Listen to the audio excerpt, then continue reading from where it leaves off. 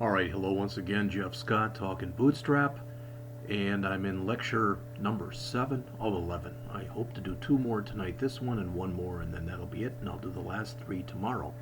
This one is on tables, so it should be very short. Notice it's only 8 pages long.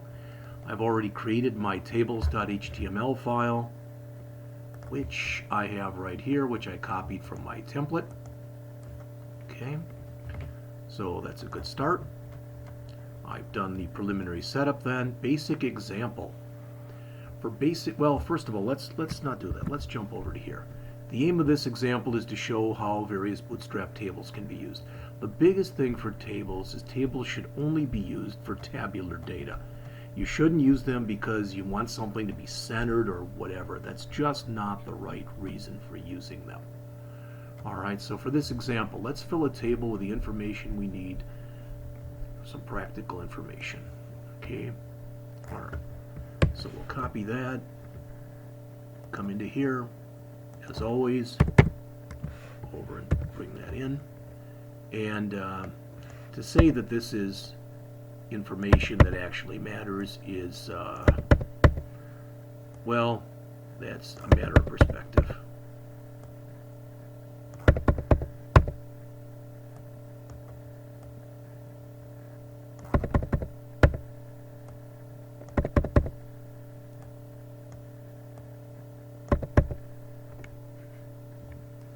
So there's our head. So you see, very similar to the example that we looked at earlier. I didn't put a head in there then, or a head tag, a T-head, but there's one in there now. Here's going to be our body information. So we're again going to have number 1 is Fabio, who is 22. Number 2 is going to be Jason, who is 16. So these are names and ages.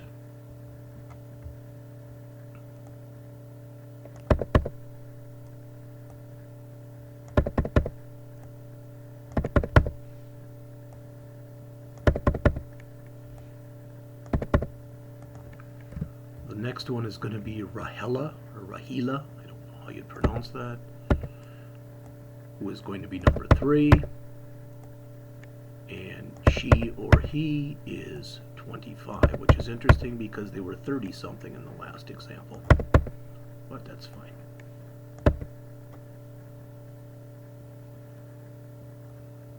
That's her body, that should have been moved over.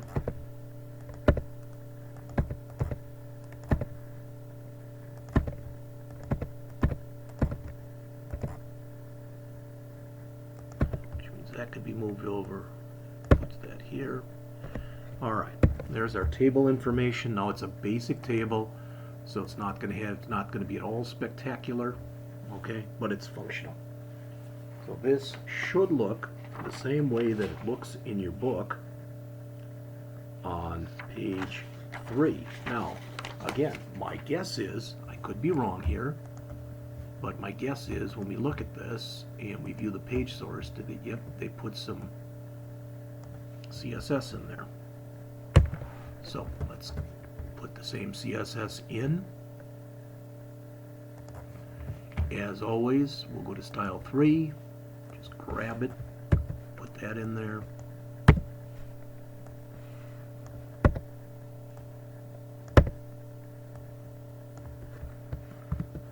And we'll make this style 4.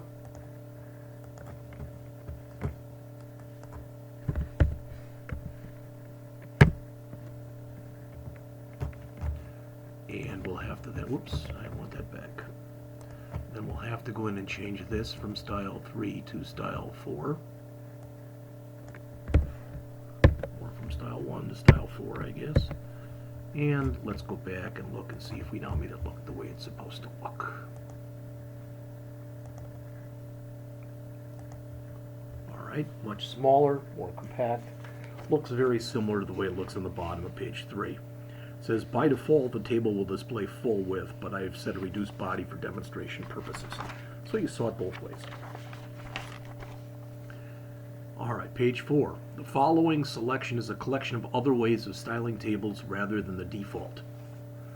Alright, so all we have to put in here is just table striped. So what I'm going to do, just to make my life a little bit easier, is where I've got table in here, class equal table, I'm going to now comment that line out. And on the next line here, I'm going to put in again table, but I'm going to add class equals table, table striped. I think that's everything. And let's see how this changes. Not a darn thing happened. Not that I can tell at least. So let's see if I did it correctly. I did save. Table. Class equal table. Table striped. And I spelled it right.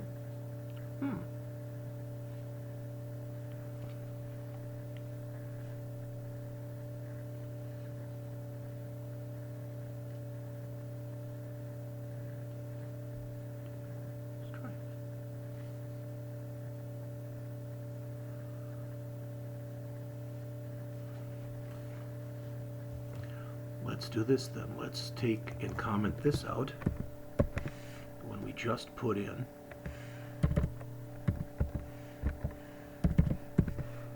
Let's uncomment this one.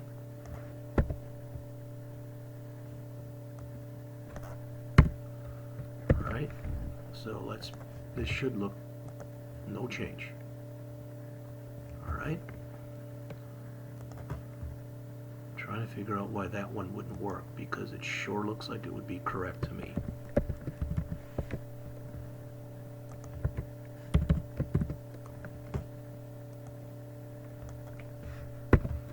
Table class equals table, table striped. I don't see anything that's missing there.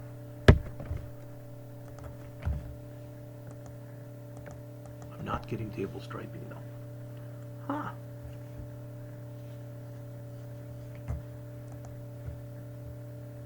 Although it doesn't really look much like I'm getting table striping here either, but let's look. And let's view the page source on here. Table class equal table. Because they don't have any table striping on there. Okie-dokie. Well, you've seen that is the correct way of doing it.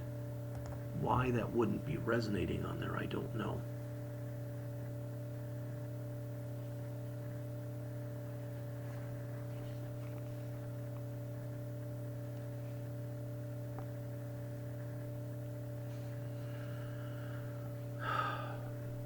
Well, I'm going to try doing the borders. See if that works.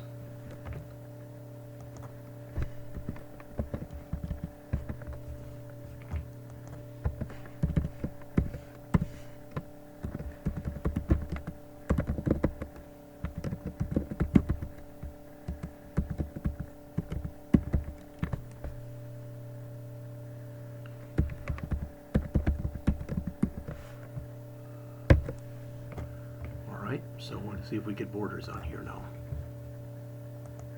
No, that worked.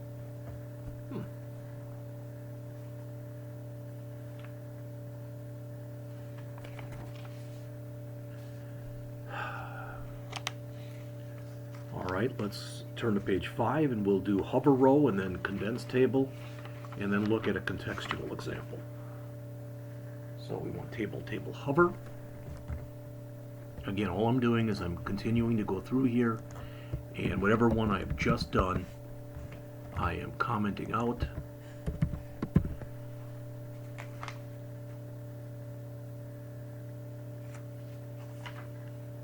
Boy, I wish I knew why that one didn't work, though, the table striped.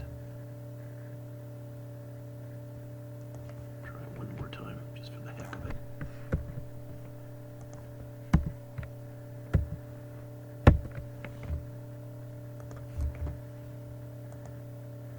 I think it might be striped, and it just might not be resonating very well. I've got a feeling that that's what it is. That if I had a different monitor with a different resolution, but I'm using the school's machine here, and it's old. We're going to do here a table hover. Now it's not going to look probably any different Notice when I put my mouse over it, hopefully then you can see the color is changing. It's getting a little bit darker. We can do a condensed, which would make the table more compact. So I'm going to do that.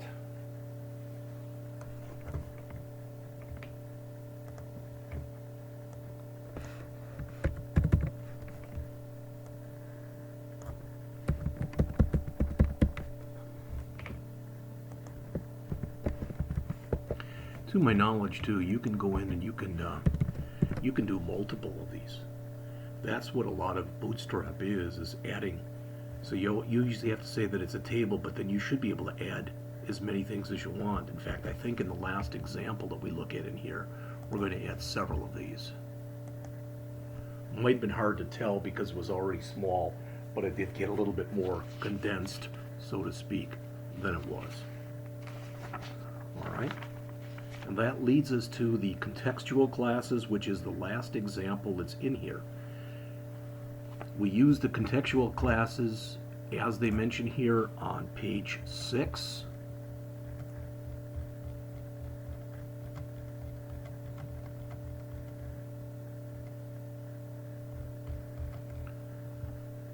To color table rows or individual cells. Again, we can use the active, the success, the info, the warning, and the danger. The active, I think that's blue. The success is green. The info is, I think, blue also. The warning is that yellow-orange. And the danger should be red. All right. So for this example, it said, let's once again show the table information. So we've got the same stuff in there that we had before. All right. But we're going to really mix it up, so to speak, and do a lot of different coloring. And as we do this last one, or after we do it, all right, which I'm going to do that in just a second to make it look like this, and you can see the colors. Hopefully they're muted, but you can see them. So Bootstrap has a simple but clean table design that you can use to add more different things. You can create responsive tables by wrapping any table inside of a table responsive to make them scroll horizontally on small devices. When viewing on a larger than 768, you won't see any difference. All right, let's look at this last example. And what I'm going to do here is, before I even do this, I'm going to go and comment out the entire table example that we've done here. So this whole thing, all the way through here. And then we'll put in the last example here that is in the book on page, or on our handout I should say, on pages 6 and 7. It's about 36 lines, it looks like. So it'll take me a couple minutes to get it looking the way that it's supposed to look. You notice we're just saying class equal table. Our head hasn't changed. In fact, the whole first row with our table headings hasn't changed at all. I probably could have just typed that stuff in from what we had previously. Okay, so that hasn't changed. Do that up here. Yeah, I did. Yep. All right, so here's my body. Remember, even though they don't show it here, you can have a T foot too. And if you use a T foot, it must come after the T head. In other words, the T foot, if you use that, cannot come after the T body. It's just a weird quirk when they set this thing up, that it's set up like that.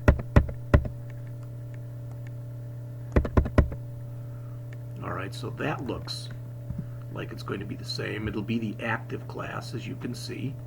Now we're adding success here for Jason.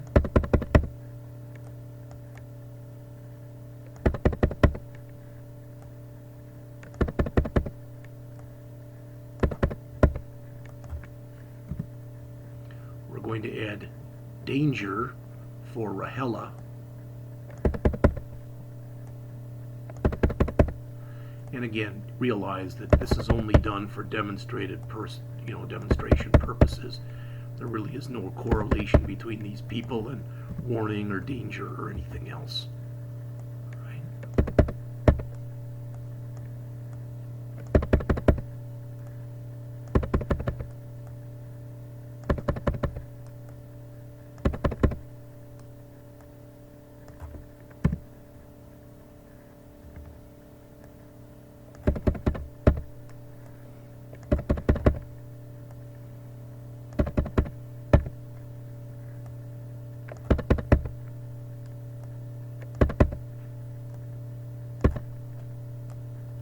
Hopefully that's everything, and hopefully I didn't make any typing mistakes. So we run it. Again, it looks a little bit funky. All right, but you can see there's the active, and whatever we said for this. I think that was danger, etc. Okay, does this look the way that the original example looked? Yes, it does. Okay, so we finished another one, and again, what I'm going to do for this last example that I'm going through today, which is a little bit longer, it's about 17 pages, so 16 pages and a little bit at the top of page 17, is, again, I'm going to go over the layout example that we did as a class, all right, in the 157 class. But what I'm going to do, so what I've got out here so far, what I have finished,